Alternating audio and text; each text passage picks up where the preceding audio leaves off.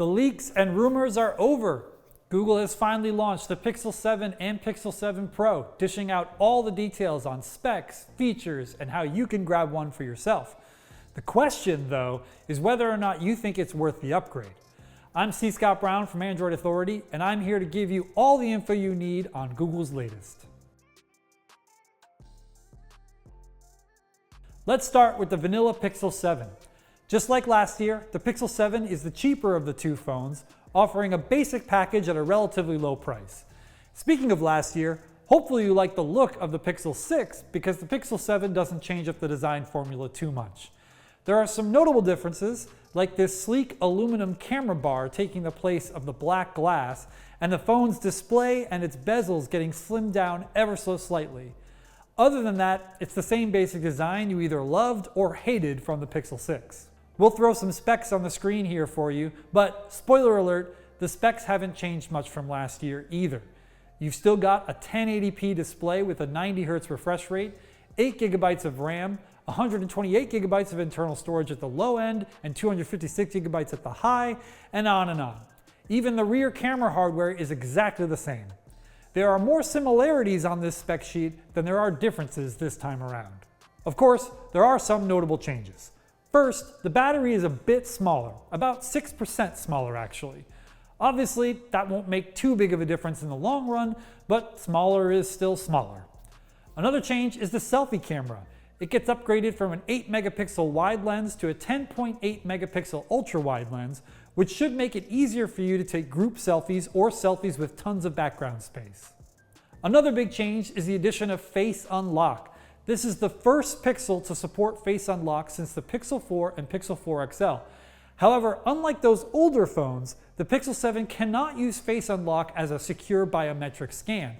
That means you can use it to unlock your phone and that's it. You'll still need to use the fingerprint scanner or your PIN for things like approving contactless payments. Finally, one of the most prominent upgrades with the Pixel 7 is the introduction of the new Tensor G2 chipset. This is only the second time ever that Google has launched its own custom mobile processor. However, just like the Pixel 7 itself, Tensor G2 isn't all that different from the old Tensor. It is the same core architecture with only two upgrades, a new modem and a new TPU. Just to confirm, there are actually 3 changes this year with the Google Tensor G2 processor. The third change is a GPU, which jumps to the Mali G710. Hopefully, it's a little bit better than last year's model. But these new additions, along with Google's software enhancements, should address at least some of the issues we've had with the original Tensor, which includes overheating and excessive power drain, to name a few. So that's the Pixel 7. But what about the Pixel 7 Pro? Once again, there are not too many surprises here either. The Pixel 7 Pro has essentially all the hardware and features of the Pixel 7 and still looks a lot like the Pixel 6 Pro, albeit with that new metal camera bar. However, that's the only significant design difference this time around. Just check out this spec sheet. The display is exactly the same as the Pixel 6 Pro, with the same QHD Plus resolution, the same 120 Hz refresh rate, the same dimensions, and even the same pixel density. The only major difference for the display is that it can get much brighter with an advertised peak of 1500 nits, which is nearly double the 800 nits peak we saw on the Pixel 6 Pro. Elsewhere on the sheet, we see a lot of the same specs as the Pixel 6 Pro, 12 GB of RAM, up to 512 GB of storage in certain countries, the same battery size as the Pixel 6 Pro. You get the idea. Unlike with the Pixel 7 though, Google did upgrade the rear camera on the Pixel 7 Pro.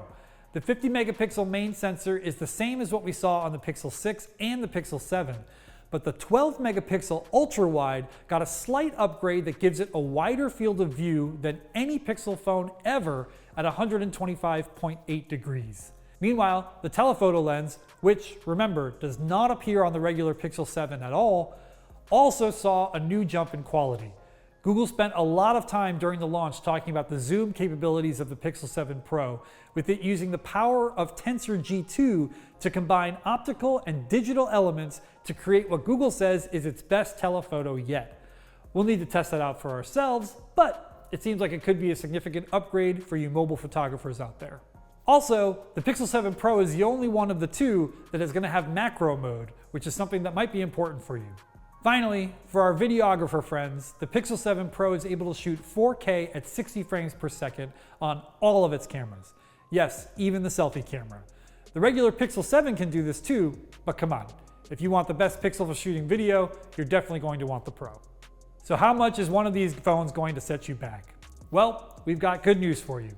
Google has kept the Pixel's US pricing the same as last year, which means the Pixel 7 starts at $599 US, while the Pixel 7 Pro starts at $899 US.